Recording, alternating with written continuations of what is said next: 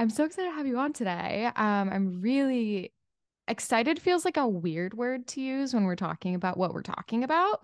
Yeah. But I'm very intrigued, and I think this type of thing is so important to talk about. So I'm incredibly excited to learn from you and hear about your story. So thank you for being vulnerable enough to share it, because I'm sure that's a really hard thing to like recount and relive in order to educate other people. So thanks so much for being willing to do that. I think that's really, really amazing. And I hope you know how incredibly powerful that is.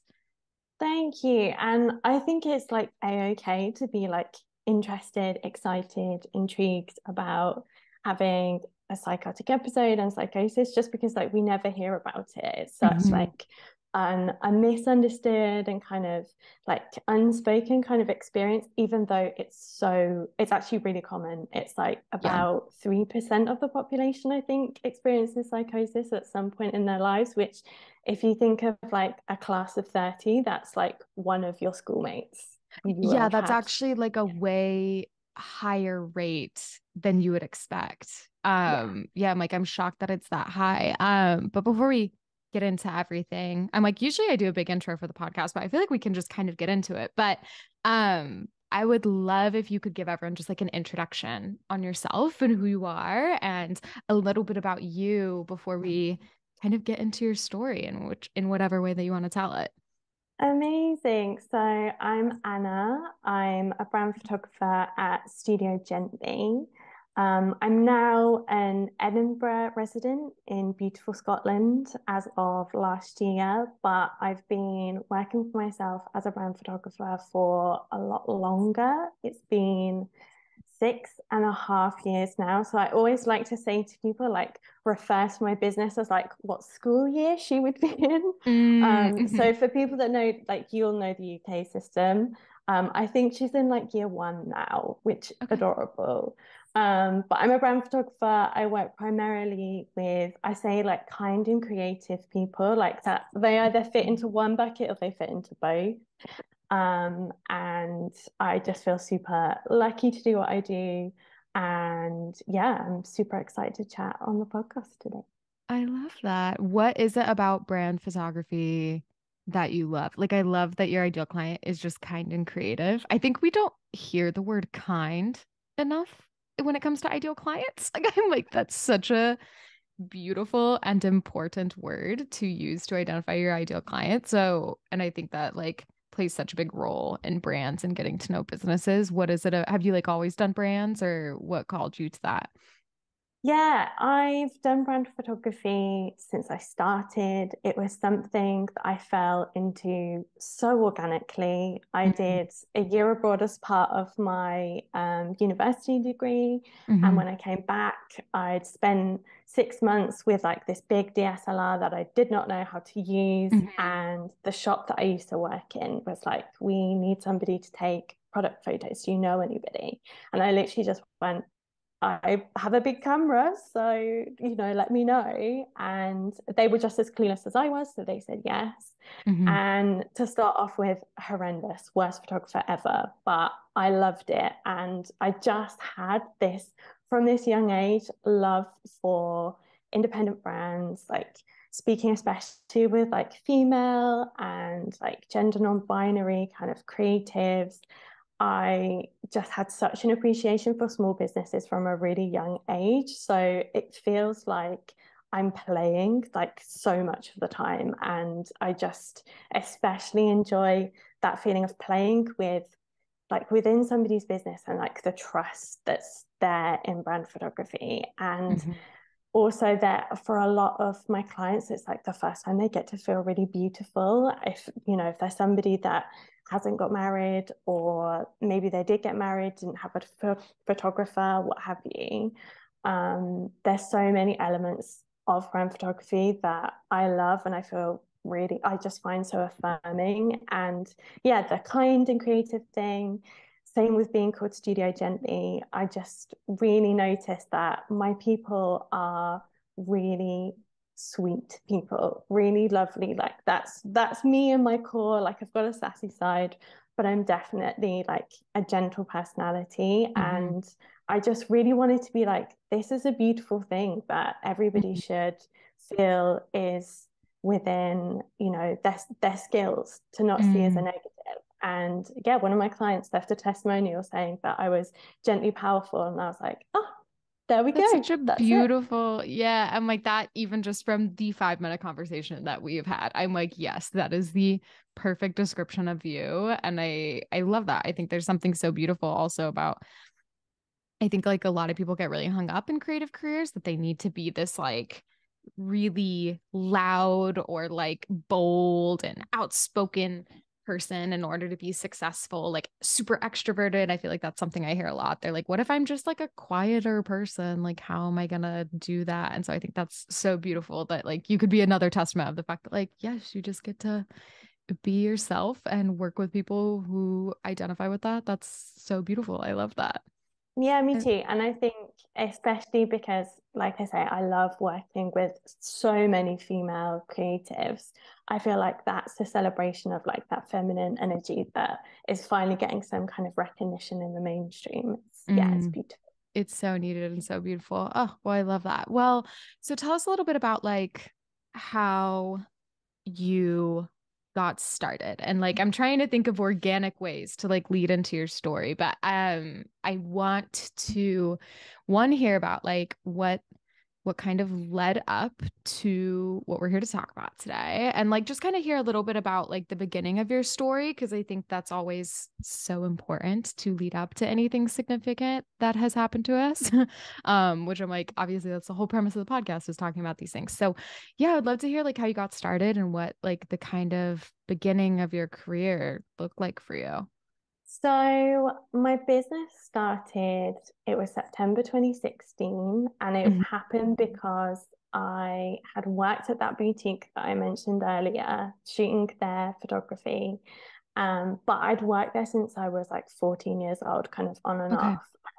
Knew that I wanted to do something different. So the summer of 2016, I was a camp counselor in the States. I was Hmm. in West Virginia, and had an amazing experience there, but kind of came back with this feeling of I knew what I didn't want to do, but I wasn't wholly sure of what I did want to do. And the only thing that felt like it made sense was that I'd had 3 people get in touch before I left, being like, we love your photography, we love your Instagram. Would you run our Instagram accounts for us? And it just felt like, given I was lucky enough to be with at my parents at the time, it just felt like such a perfect opportunity to just give having my own business a go. And it really felt like I was winging it. And I always feel like there's an element of winging it wherever you are in your business. I don't think that feeling ever goes away fully. No. But in the initial stages, I had no family, I had no friends that had businesses. It was just me being like, cool, minimum wage is this amount. I'll make my hourly rate slightly higher. And that was it. It was a real kind of nosedive into creativity, but also like the unknown of how to run a business, how to structure a business, and how to manage myself. And the first 6 months of that also were sublime. I loved Mhm. it, and I still love it now. But I really didn't have any concept of the importance of boundaries, like boundaries, not just with clients, but also boundaries with myself. And because I was lucky enough that I'd had a really quiet mental health history until Mhm. starting my business, I saw myself as kind of invincible in a way, in a way that somebody in their early 20s is super, super prone to. Mhm. Um, I was gonna but ask, I was like, were you in your 20s? I was so in my 20s, so in Yes. my 20s. Yeah. And so the first 6 months, it was just kind of all systems go. It was like the Mhm. peak of that whole hustle mindset and culture that was massive at one point, and thankfully seems to have abated a little bit. But I was getting up to do yoga at 5 a.m. because I thought I can't run a business well if I'm not getting up at 5. I was working on weekends and then just carrying on the rest of the week, not taking any time to off to kind of catch up. And yeah, I'd start work at like 8 a.m. and then I'd finish at 6 p.m., 8 p.m. and just sort of creeping ever later and creeping ever earlier some weeks. And it was difficult to kind of recognize that that was a problem because of that culture being so prevalent, but also because I was enjoying myself so much. I'd really found for the first time like a vocation and a career that really spoke to me, and so much of that freedom felt like a gift, but I didn't see that that freedom also kind of comes with a cost and maybe a bit of a responsibility to manage your time, respect yourself, and create healthy parameters for your work and for your life. So yeah, so like I say, 6 months of frenzied bliss, but I loved it. But then it got to the April after that September, the following April, and I was just kind of aware that I was sort of running on an ever more empty tank, but didn't really feel like it was something that I needed to address. And it got to the Easter weekend, and I just remember like this first, I can't really remember what the intrusive thought is because of the nature of psychosis, which is what happened. I had a psychotic episode.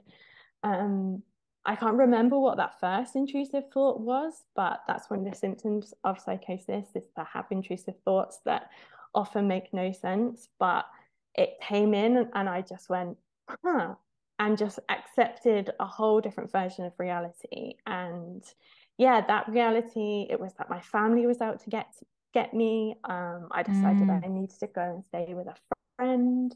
And I kind of cut myself off from my very close-knit and really loving, wonderful, supportive family.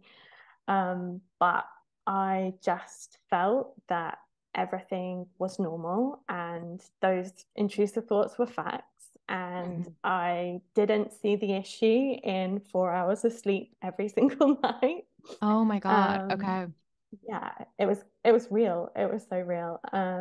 And yeah, unfortunately, it just meant that while I was staying with this friend, she was amazing and so trying to support me. And we just thought it was like a regular life blip, like I was having some issues with my family, but it was going to be okay. But the reality was that I was super unwell and I was having a psychosis completely unbeknownst to myself.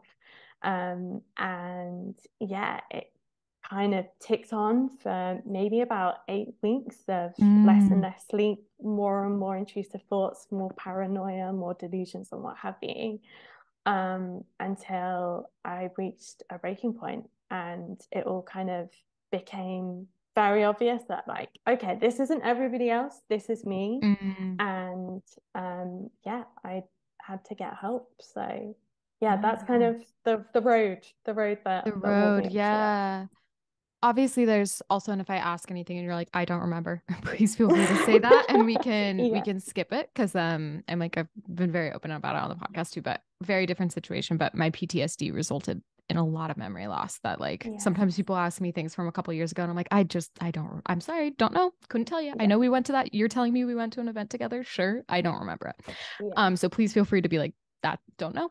But pre-intrusive thoughts, do you feel like I know you said it was really fun at first and you were enjoying it, which I think is so important to say and to hear. Like, thank you for saying that and sharing that, because I think a lot of people think that burnout has to be this level of misery. Like you almost have to get to this point of just like frustration or you're really worn out. Like it has to be more of a negative experience when it might not be. Like you might just literally love it. And that's harder. I feel like it's harder to tell that something's wrong if you're enjoying it.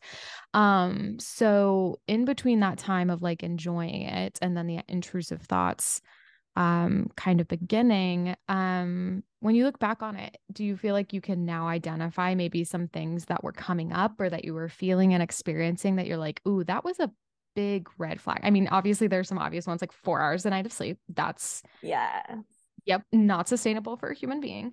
But Yeah. yeah, was there like anything looking back that you're like, whoa, I can't believe that we like skipped over that one, or like, oh yeah, that was a big sign that something was wrong. Yeah, totally. One thing that comes to mind is that there were certain little obsessive patterns that I was kind of falling into that apparently is really common in like early Mhm. psychosis. There's a lot of tendency to fixate on certain things.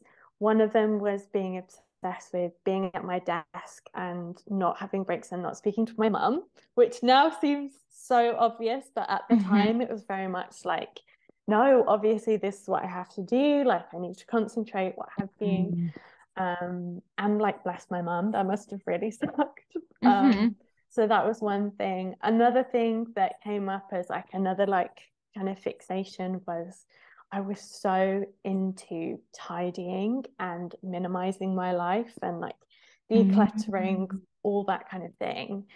And for a while in my like treatment, we noticed that that would be like one of the first tells that would pick up is that I'd suddenly get like this urge if I felt like I wanted to take control of my emotions and maybe things felt like they were out of my control somehow, I would immediately be like, okay, well, I'll tidy my bedroom and then Mhm. maybe have a mini and then I'll feel okay. But it was like everything. And bless my dad for like secretly hiding all of the rubbish bags that I made for Mhm. myself, like thinking like that's it, that stuff's out Mhm. of my life.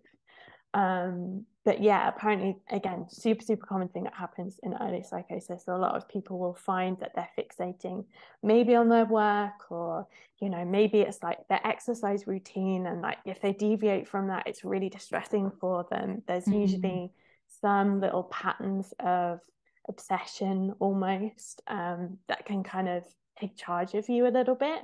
And sometimes they're hard to spot because our society loves praising hard work and it loves praising exercise routines.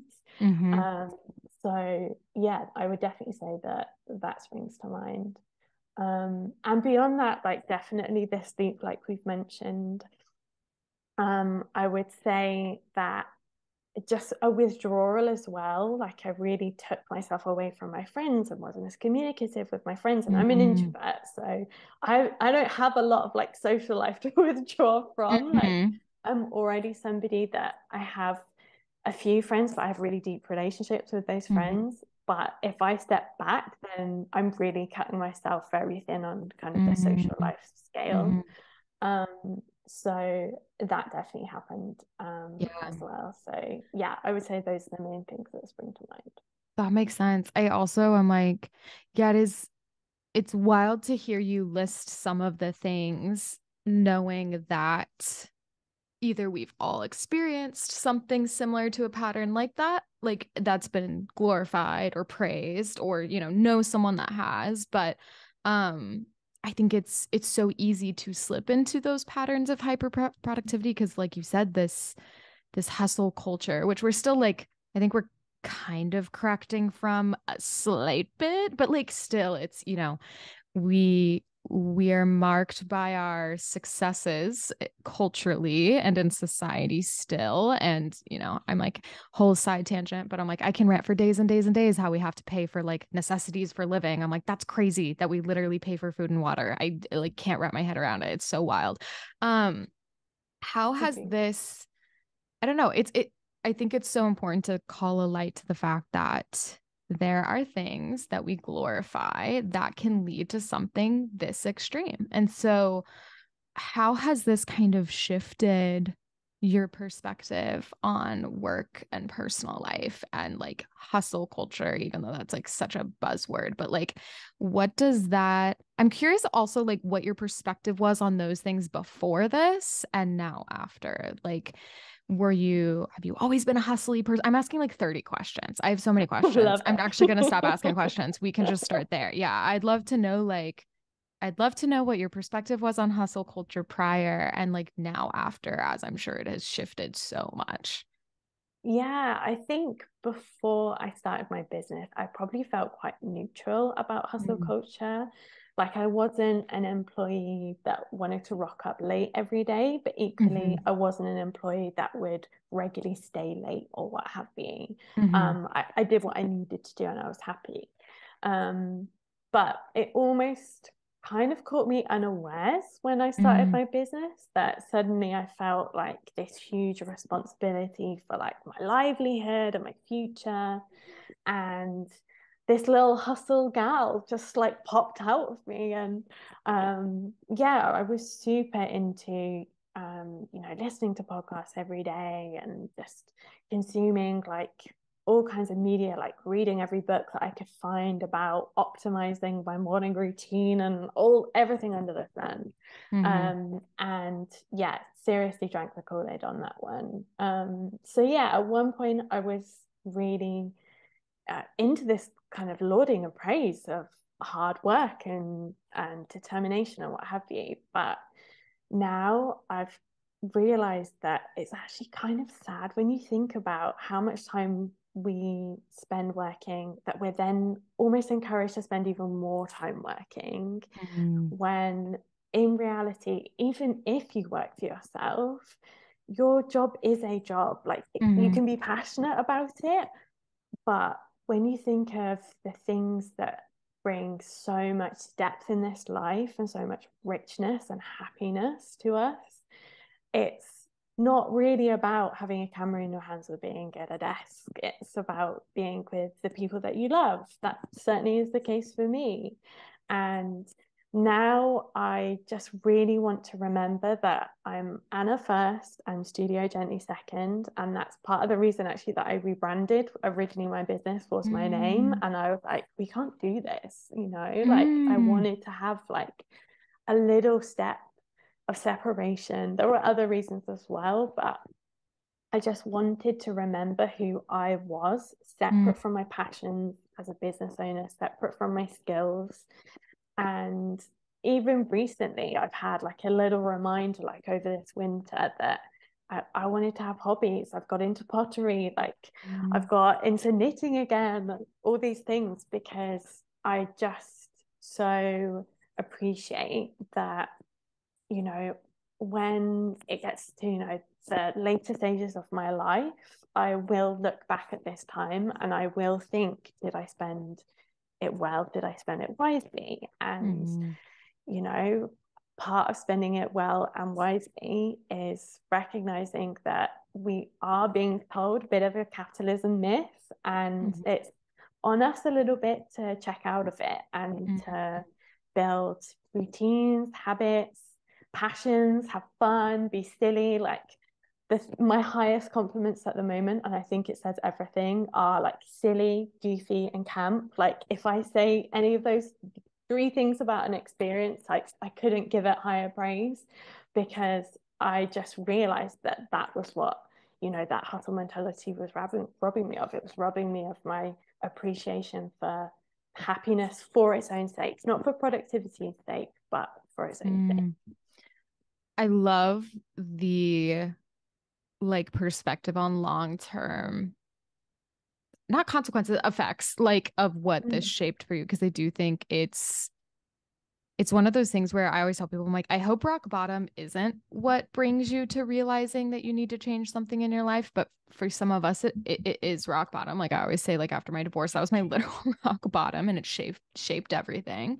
And I think that's why podcast episodes like this, or just anything where we get to share stories, is so impactful, because I think like this is such an example of like, it having a very visceral and physical and like manifested effect on you. Like it wasn't just a like, I'm tired, I need to make some changes.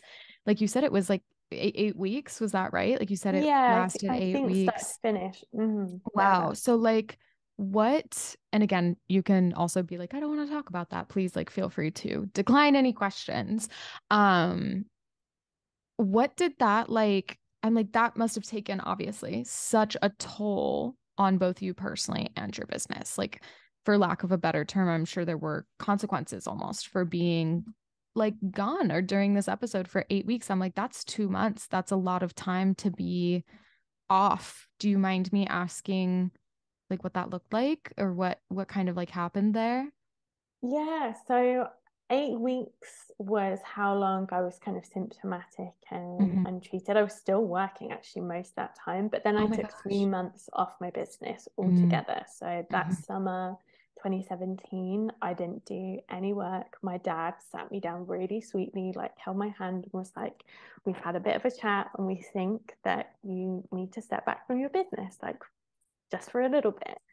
And I remember it felt like he was taking this massive chunk of my identity away from me because I really Mm-hmm. didn't know. Like at that point, I'd spent so many hours in my business and in my work. I didn't know who I was without it. And I didn't like maybe even who I was without it. But I had 3 months to just rest, take my medication, go to amazing therapy. I had the most wonderful psychologist, and yeah, really just switch off and be present. And also, I don't even know if I really was well enough after a certain point to work. The fact that I was working probably doesn't necessarily mean that I was producing, quality work, let's say. Mm-hmm. But yeah, I took 3 months off. We went to France at the end of the summer, and then I started working with just one retainer client that I'd had since Mm-hmm. day one, and then slowly built up from there. But it was really important to me that on the other side of that time out, that it wasn't going to be for nothing. And I made sure that things like I have a work phone now. And so many of my clients, when I say, like, have you got a work phone? Have you considered it? Just eke out and just don't want to have the conversation. But it was massive for me in helping me feel like, no, I'm not going to get a message or an email from a client like Mm-hmm. 8 p.m. at night when I'm trying to chill out. And it's been huge. So yeah, we did things like that to just help ensure that I could be Anna, I could be me, but I could then step into work and enjoy it, but then get to kind of close the door, like Mm-hmm. metaphorically, when the day was done. And the day was done. Yeah, Yeah. that makes sense. I was gonna say, like, do you have rules in place, or like what are the structures that you feel like you put in place after in order to make sure that it wasn't like a place that you ended up again? Like what did those, I'm sure a lot of massive changes took place in the way that you operated your business. Do you have like ones that you feel like were particularly important or that you always like kind of sharing with other people? Yeah, one of them came later, but has been massive. Like my email signature and my autoresponder, like my out of office, is always on, just so that I Mm-hmm. can tell people, like, this is when I'm online. Mm-hmm. And in the multiple years now that I've had those two things in place, there have been no people that have emailed and said, Anna, I see you log off at, it's now 3 p.m. I see you log off at 3 p.m. I think this is unreasonable. How dare you? It's just amazing that the standards that you set for yourself versus the standards that are totally reasonable and okay to other people, Mm-hmm. it's kind of shocking. So yeah, having that little e-signature says when my leave's coming up. Mm-hmm. My out of office says basically the same thing, just in a little bit more detail. Mm-hmm. Just always felt like anytime a client emailed me, they were always going to get something that communicated this is when to expect me to be on. And then that's it. Everybody kind of can breathe then, because then Mm-hmm. they know when to, they know they're going to get a reply. They're not going to be ignored for, Mm-hmm. days and days and days on end. But it just felt like a real, like, win-win for everybody kind of situation. So that was definitely one thing. The work phone was another thing.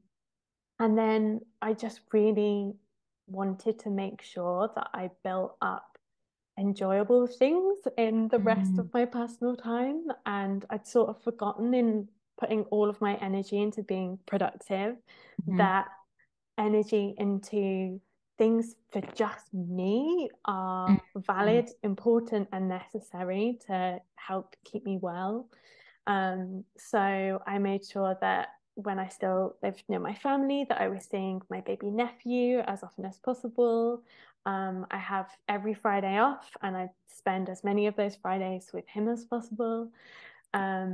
And yeah, certainly like limiting my hours again has just helped me feel like, okay, like I know that I'm not starting until 10 a.m. at the earliest, so I can sleep in a little bit if I need to.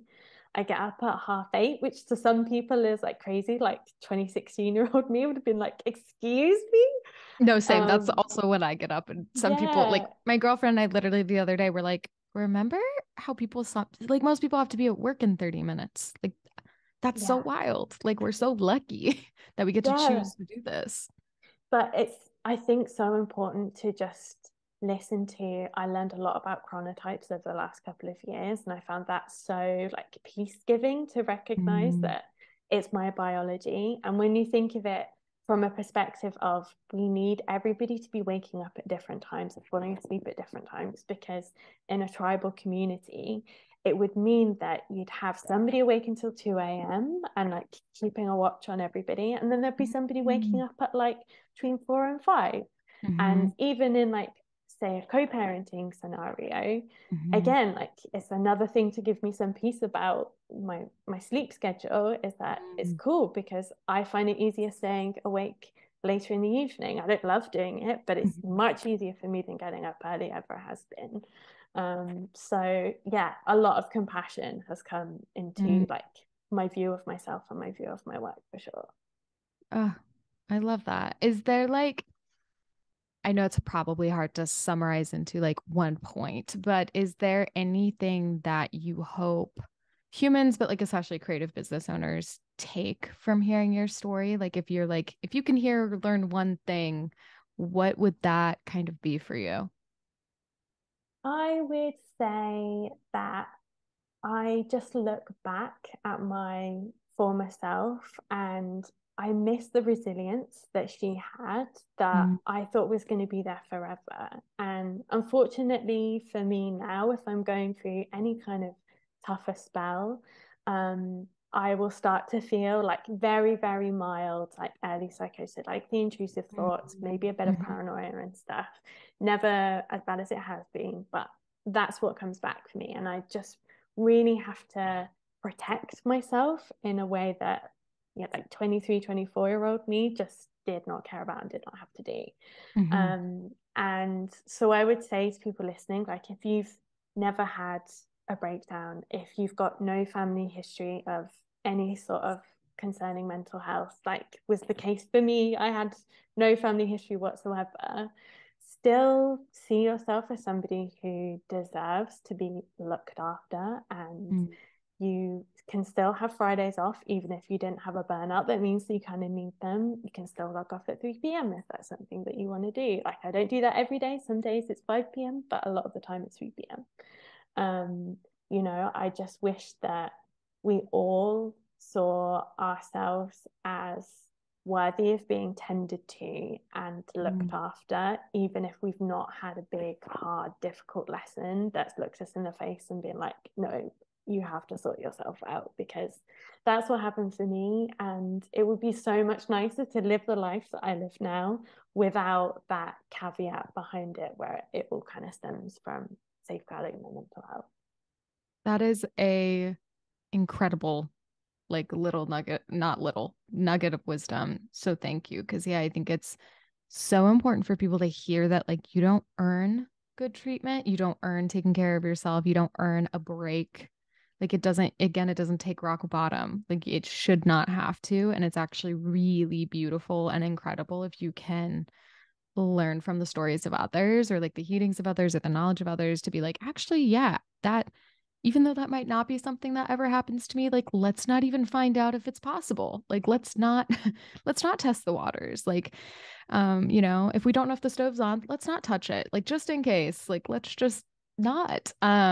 So thank you so much for one sharing something like so vulnerable, because I know that sharing things like that in general is like very daunting. So thank you for one for even being willing to share, and two to share in a way that's like so beautiful and applicable and good for people to hear. I think especially like I'm gonna have to text my assistant that this needs to go up soon, because I think a lot of creatives are also going into busy season, and I think this is Yeah. such a it's always really weird. It's weird now being out of the photography and wedding industry, because I remember what it was like. And like, I remember it's so daunting to be at this point of the year where you know your life is about to be a literal circus for like 6 months. And like I have so many friends who are like, yeah, I'm not going to see anyone. I'm not going to be able to talk to anyone. I'm not going to have a weekend until Christmas. And it's like, it's so sad. And so I think it's so important for your message and your story to be heard. So thank you so much for coming on and for sharing it. This was so beautiful.